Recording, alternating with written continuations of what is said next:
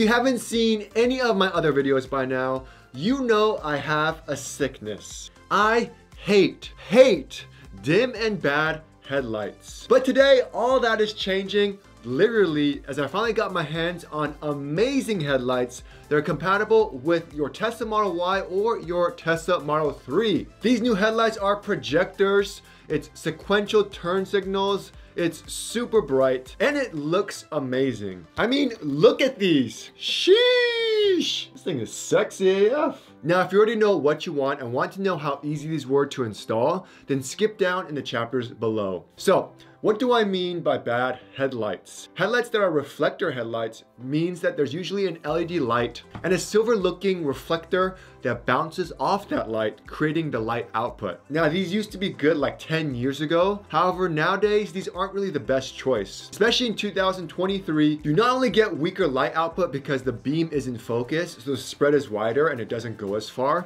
It also causes a ton of glare because the light just bounces off of that silver piece and it isn't a clean cutoff, so it blinds oncoming traffic.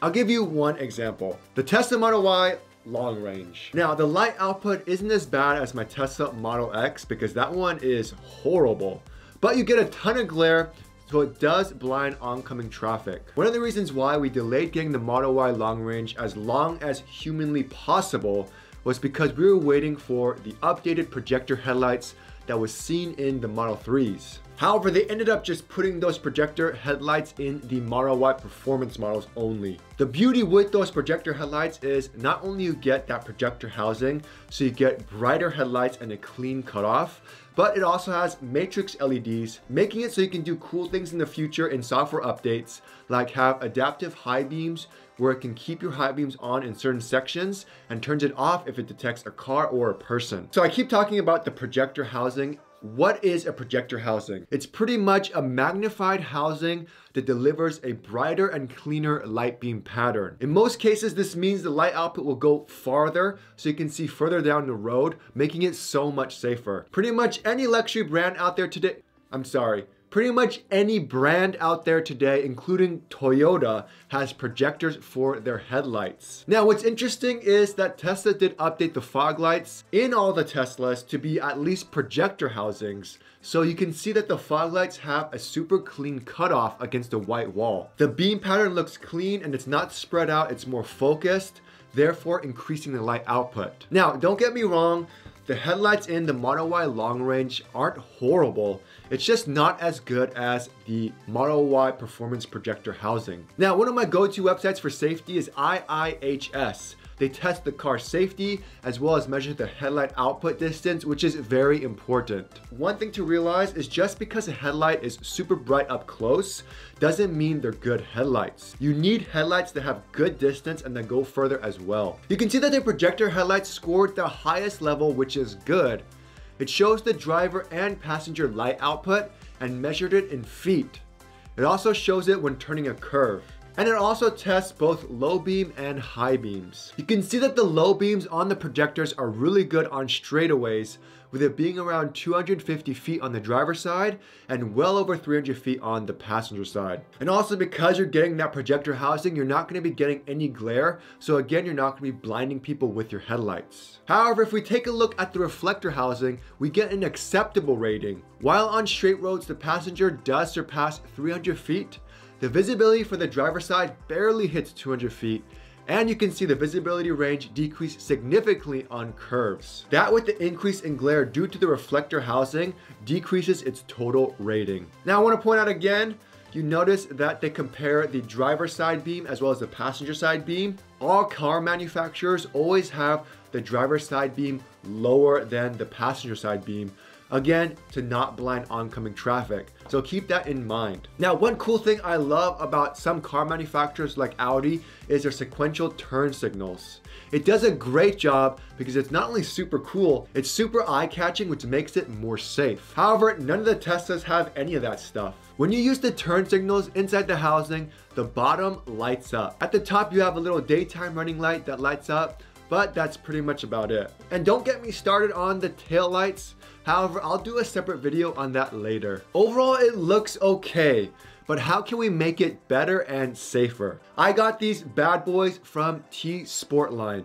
Now, I'm not sponsored by them at all, so I can freely give my thoughts and opinions. T-Sportline is the distributor, but these headlights were manufactured by AlphaRex, and they've been doing headlights for over 20 years. If you don't know who T-Sportline is, they're probably one of the first and most popular Tesla aftermarket wheels company ever, based in LA. When I heard of T-Sportline, I always thought they were just wheels. However, they do some crazy customizations on Teslas. They sell Tesla accessories and even these bad boys, the only exclusive distributor for these aftermarket AlphaRex headlights and taillights. Now, it can seem kind of scary and expensive to even think about putting aftermarket headlights and taillights in your Tesla. But here's how I think of it. Imagine building the all-new Lexus RX or a brand new car.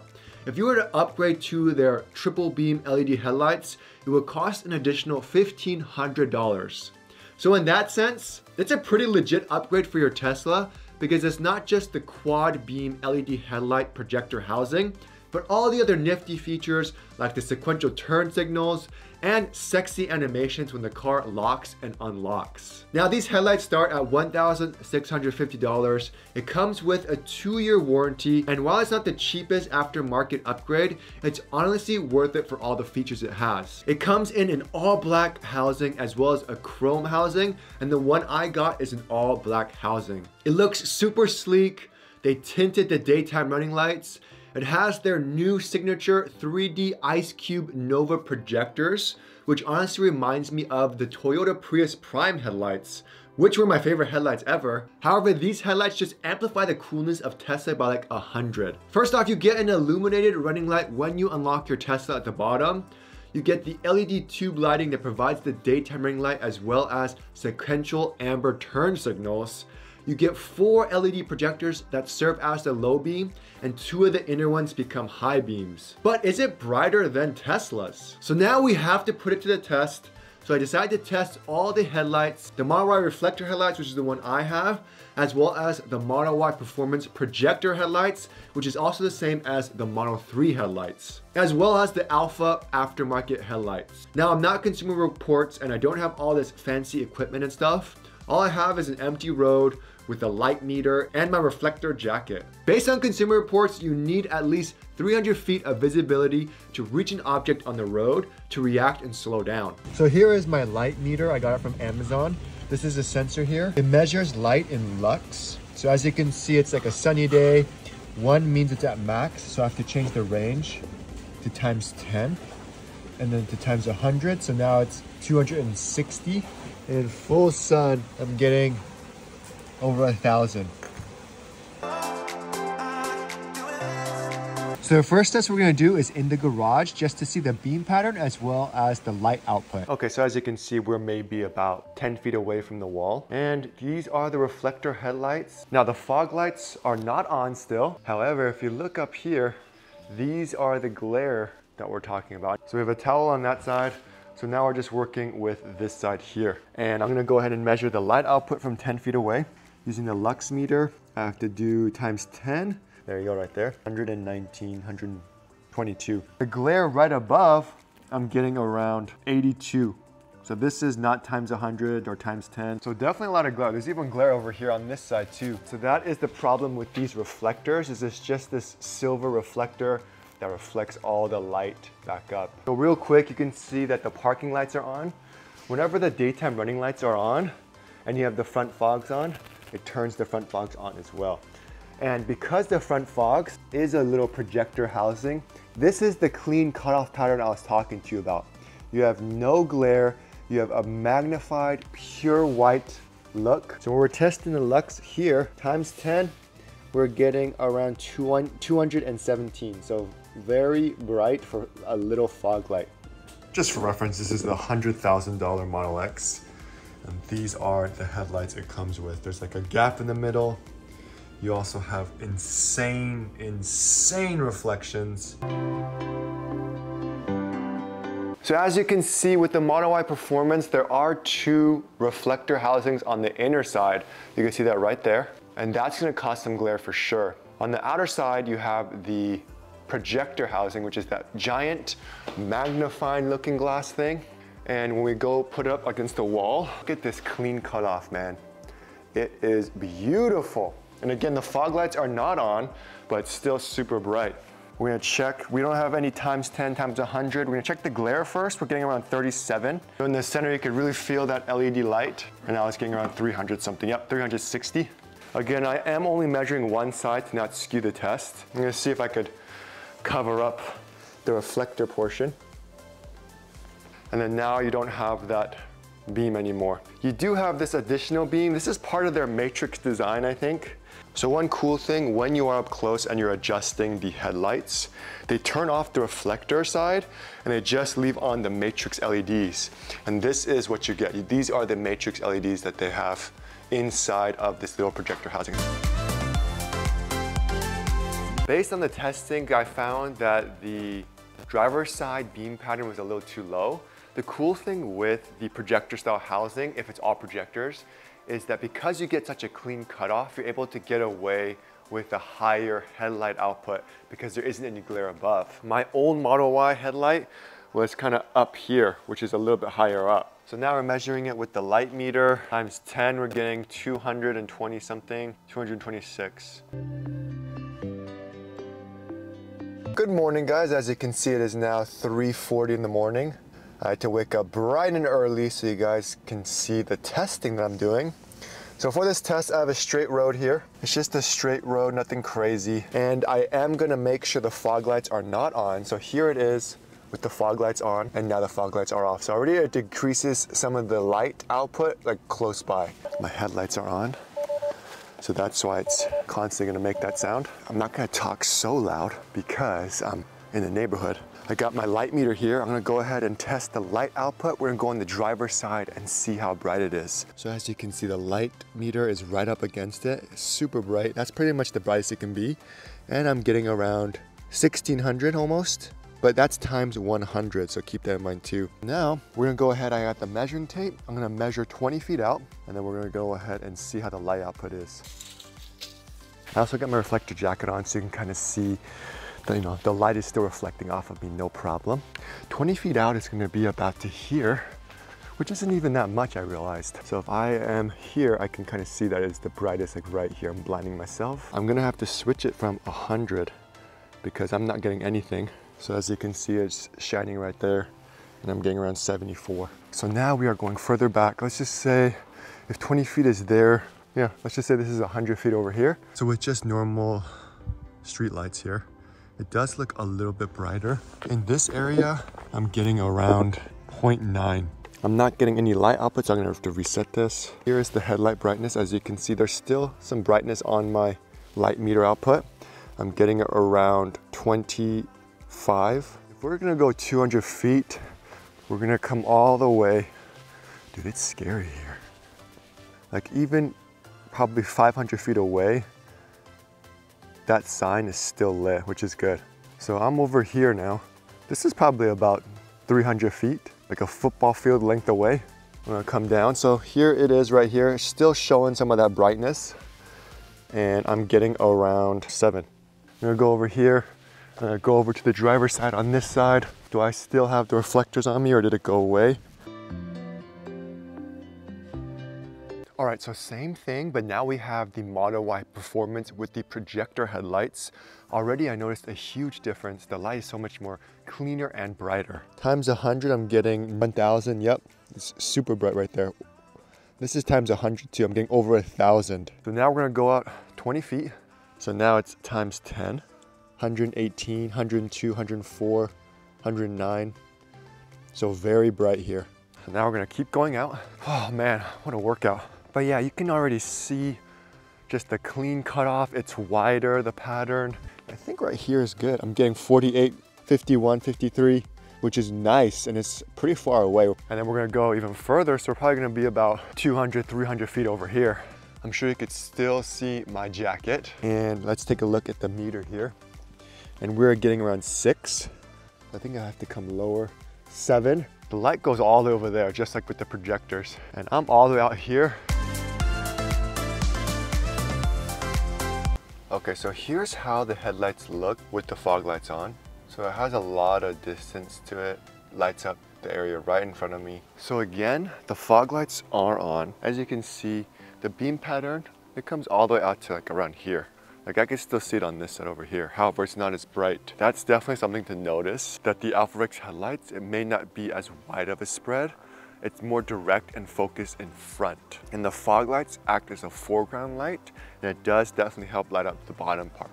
I'm gonna go ahead and turn the fog lights off. So now that the fog lights are off, you can definitely see the distance. These headlights go all the way down there. And that's what these headlights are supposed to do. It's supposed to provide a lot of light and range. So distance, we have a lot of distance. So no matter what, the Model Y long range reflector headlights is not as good as the AlphaRex projectors. You could already kind of see that there. The light output, the distance, everything. However, when you compare it to the Model Y Performance and the Model 3 headlights with the projector housing and matrix LEDs, that has a much wider spread. You can already see that the lamppost in the Model Y projectors, that lamppost is actually lit in the Model Y projectors very well, and the distance is really good. However, with the AlphaRex, the area isn't lit too well, so you don't get a lot of good lighting on the sides here. So we have the headlights here. So at 100, getting 1874. So wow, this is the brightest it's ever been. I'm actually getting 1, and this is times 100 too. So I'm kind of maxing out here because it maxes out at 200,000. Let's go 20 feet away. About 20 feet away, I'm getting around 123. So this is about 100 feet away, I think. 40.9. You can see the light output over there just shining directly on there. So from 300 to 350 feet, you could still see the headlights super nice and bright. Definitely still reflecting on there. We're gonna go and check. I'm getting around 6.7, 7.3, not bad. But you could still see that the light output is carrying. Like that's all from the headlights. All this over here, and this is well over 350 feet away. So now we're gonna go ahead and check the grassy area. Overall, the light output is really good with the AlphaRex.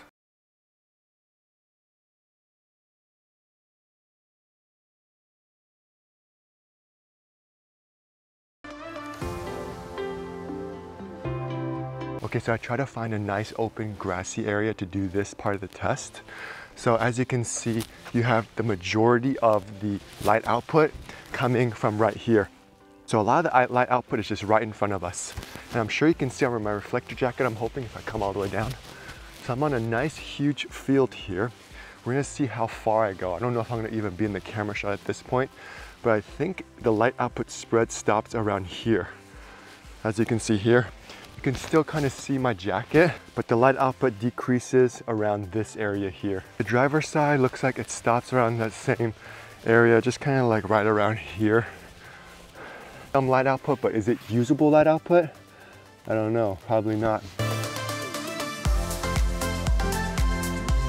So again, same thing with the projectors. We're gonna see how wide the spread is. And already you could just see how much cleaner and wider the beam pattern is compared to the reflector housing. It just has a cleaner cutoff. But as far as width goes, it is way wider, and you can see just a super clean cutoff pattern right over here, all the way to that side. The reflections are even on this side over here, and this is at a super weird angle. So as you can see here, the fog lights are off. The beam pattern is super wide. It goes past the tree. You can even see the shadow of the tree. That's what makes the projectors so amazing. So with the fog lights on, you can see it provides good foreground light up here. However, already I noticed that because the beam pattern isn't as wide, you don't get good lighting here. So here I have some lighting, but it's not as strong as the projector. So it's much darker here, but it's very bright on this whole like column here. So this whole square is very bright here. However, the light output doesn't go that wide. So I don't have good light output here. I still have some light output, but not as good as the Model Y projectors. I'm gonna turn off the fog lights. So it's definitely more apparent with the fog lights off because you don't get that as much foreground light. However, the light output I feel like is strongest in this whole section. So this is just straight across, it's very, very bright. It's super bright all the way down to there. I mean, I can just be walking all the way down and it's still super bright, which is a good thing. So 300 plus feet, no problem. And finally, here's a comparison driving through some windy roads using the same exact camera settings.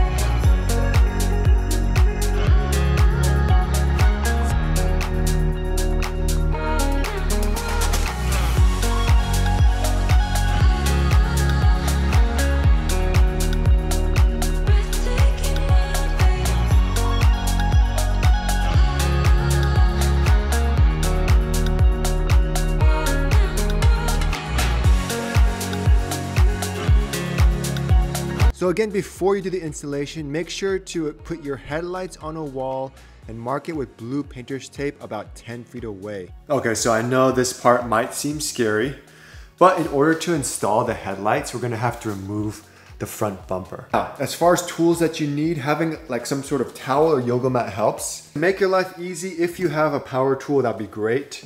And you have an adapter for the 10mm bolt. You're gonna need a 10mm bolt.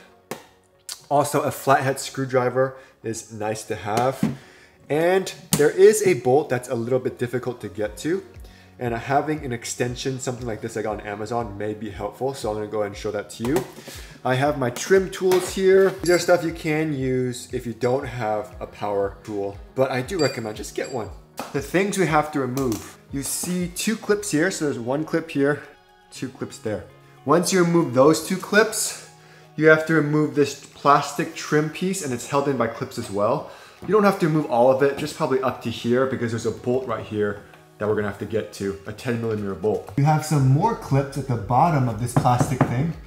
Right there, you see that? So just like the HEPA retrofit that we did for a Model Y, we have to remove the frunk as well as the trim pieces. And then that shouldn't be too hard, super easy to do. And again, everything is held in by clips. Everything's gonna be held in by little push clips, so don't worry. Once we remove that, there's another clip here that we have to remove.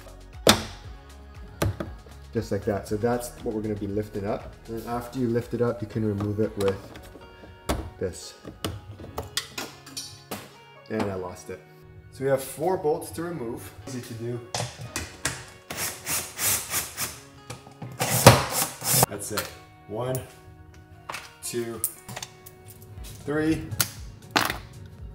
4. It literally pops out.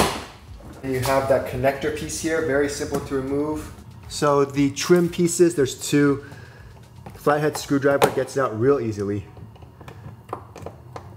Now with the trim here, just be careful, go nice and slow. There we go. It's supposed to look like this. So don't worry if you break it, it still looks fine. I've also seen a lot of the Tesla workers, when they do break it, they just get some double-sided tape and then they like mount it to it so it sticks better. Pretty ghetto, I know. As you can see, these clips stuck in here, you just have to place it back in. There's a little groove. So at the top part is where they place it. Very poorly designed. It's so easy to break off. So just for reference, there is a clip at the bottom, all the way at the bottom. So if you pull straight out, you have to be careful because you can break the plastic piece here. However, it does go back in, so it's not like the end of the world. There's one of the bolts. We have to bring this piece back because there's another bolt on the left. You can see it right there. at the bottom where my finger is. Don't forget, there's actually another clip up here I missed. So there is another clip you have to get. We're gonna see first, I think I'm gonna first put it in. That's the point thing, you can kind of see that bolt right there. Now I have that on there. Lefty-loosey. So now you can see the pieces, the screw is in here. And we have to just remove it. And it looks like this. I'm just gonna go ahead and remove the bottom screws real quick, make my life easy. So you can easily put it back up if you wanted to. And then the two pieces it comes in is like this. So now that that part's down, apparently these just like literally just pops off. So yeah, so if this pops down, these are kind of held, they go in a little bit, and then they're held in by clips as well. So more clips. You just have to push the clips back in for it to go in. You don't have to remove it completely because we don't need to. So now that all that's done, we still have this bolt here, one, all these bolts here, and another bolt on the other side. And then the hardest part is just pulling this down with clips. Just in case you don't want to damage your paint, you should put some painter's tape right here. I'm just vibing, guys. You know, take your time. I took a shower. Didn't take long at all though. It took maybe like 20 minutes to do all this stuff. So now with this part, we're just gonna pull and pull. There, done. So that part is out. I'm gonna do it on the other side. Now, the next part are these two clips here, and this is where a lot of people have trouble with. Now, what some people do is they just pull with brute force, but I don't wanna ruin anything, so I'm gonna try to go slowly. I'm gonna use the trim tool to pull it out a little bit and then find a way. As long as you can get a trim tool piece under there and wedge it in, and that piece is what's gonna help you release it. Don't release it all the way because we still have to do the other side, unless you have someone to help you, which I do not. Everyday Jan is not here.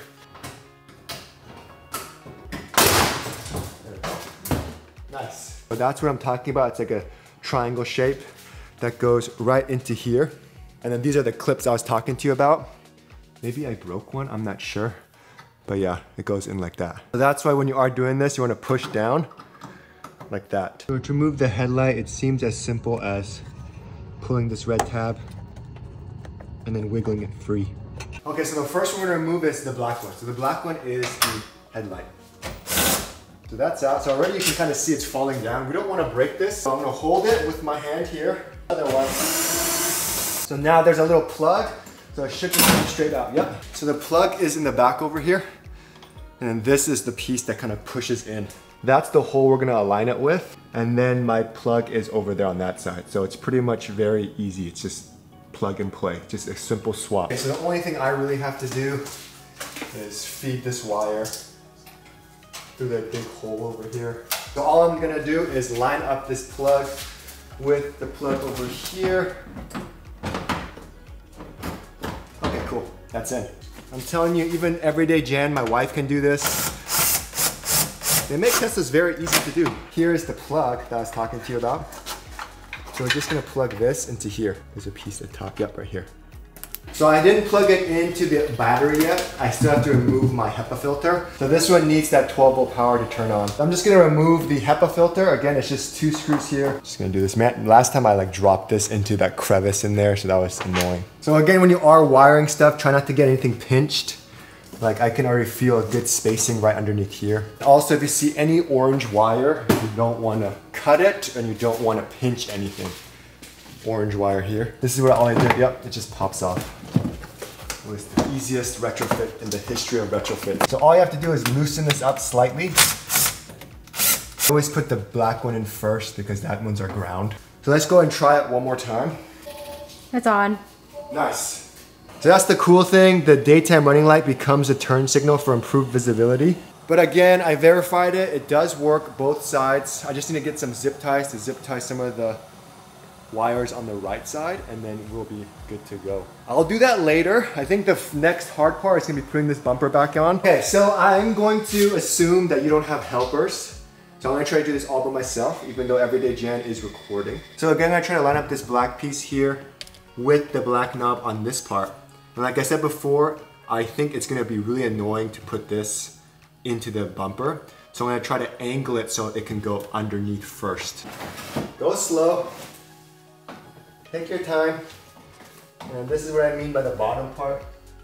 It's not in because it's on the bottom. So I'm gonna take it out slowly. I'm gonna push it up with my fingies.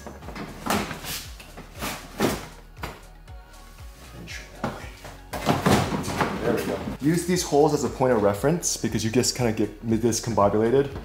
If you line up these holes perfectly, then you know you're on the right path. Don't push anything in yet because like I said, annoying part I think is this bottom bumper thing. And then you have your knob. Remember, don't forget about that screw right here. It's gonna go into here. There you go, just line that part up. And slowly push. And then we're pushing. Very easy. So there's a lot of pieces you kind of have to figure out. So this piece is in here at the bottom, and then this piece just kind of snaps into here, just like so. So take your time. I think the best thing to do is go from one side to the other. But if you look at the bottom here, see how it's kind of, this goes inside, this goes on the upper outside. So it's kind of like a little puzzle. So once you get those puzzle pieces in, it becomes a lot easier. As you work your way around, you kind of push, and then these clips are gonna fall into place. Just make sure, a lot of times, this is not correct. It has to be over this piece. That's what's gonna align it. And then as you push it, look, these clipped into place on its own. So see how difficult this part is? There we go. So I'm gonna start over. So this is what I was hoping to avoid, is this plastic trim. So I'm just gonna try to bring it down a little bit. This part came out too. So use your thumb. Your thumb is like your strongest finger. Use your thumb. I had a feeling this part would be the hardest part because it's still the most complicated part. But once you get it in, you're done. Line it up with the hole right here on this side. If you see there? Mm-hmm. That hole's aligned up with the knob in there, and then done. And then push it in. And then right on this side, don't be afraid, use your palm. And then there, it's in. So there's that screw there. Use your hand first to kind of find a way. I may have to switch hands because of that angle. So here, don't worry if you drop it because you could just pick it up again. But now I'm just kind of using my finger there. It's very hard to see. So now that that's in, then I just plug this piece in, and I'm gonna turn it to the right.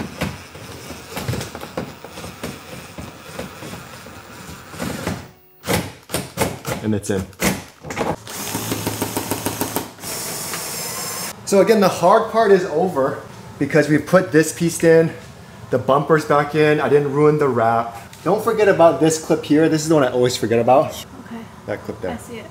So there's 1, 2, and 3. Now remember, this one lines up with these pieces here. These are the clips I like, the white clips. They're way more sturdier than these black clips here. These black clips just break. So as you can see, when I pulled it out, I think I broke some, but if you can just place it back in, it should be fine. Always start at the bottom. So it's this clip here that goes into that hole. And then these clips, don't forget, so it kind of goes in like this way. Then they all just snap in. It's very satisfying when it snaps in. So I'm just gonna push it in. You don't have to go so hard. Now we have 1, 2 clips here that we're gonna go ahead and address.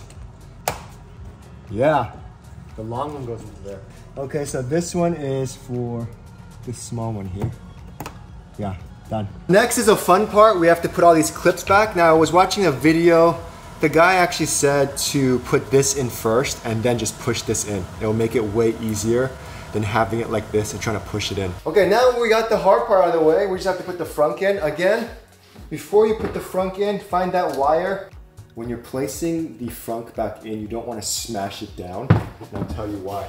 You see this? These break so easily. They're so delicate. Done. And this is what I was telling you about. Be careful with this piece here. Just lightly put it on top. See? And then don't forget about this clip here. So I put this clip in first right here. Yeah. And then just insert, done. And then we got our bolts. So once we get these bolts in and we put the front piece in, we're done. Honestly, it took me maybe 2-3 hours at most. Again, T Sportline, if you live in Georgia or LA, they do the installation for $500. However, I mean, you saw me do it. I don't think you guys know, the reason why I started Everydaychris was because I'm just an everyday person and my goal was to help other people make their life easier. So if I can do something like this, you guys can definitely do it. I have zero experience in mechanics or any of that stuff. Now we have to think about the cons of adding aftermarket headlights to your Tesla. First off, say goodbye to any warranty for your headlight. Tesla's basic warranty is around 50,000 miles. If you end up damaging anything in the front bumper or the housing or anything and they see these headlights, they'll probably not honor the warranty. Also, if they see any other aftermarket items, you may have to sign a waiver and anything related to that area may not be covered. Although I have to admit, 50,000 miles in with my Tesla Model Y, I haven't had any issues with my front bumper or anything like that. Also with the Model Y, you can adjust the headlight beam from the Tesla screen. However, with these headlights, you can't do that anymore, but you can manually adjust them with a Phillips screwdriver. I think if you guys have the Model Y Performance and Model 3 projectors, you can skip the headlights unless you love the nifty features the AlphaRex has to offer. The light show still works. It actually looks cooler because of the sequential lights, but if you go with the AlphaRex headlights, it's a small feature, but something to keep in mind. You will not get the cool Tesla logo light show. And the auto high beams work no problem. So what do you guys think of the headlights? I know the installation is a little bit crazy. However, if you take your time, it shouldn't be too bad. I think it's still an upgrade over the long range reflectors though, and I highly recommend it. Anyways guys, thanks for watching. I'll see you guys next time.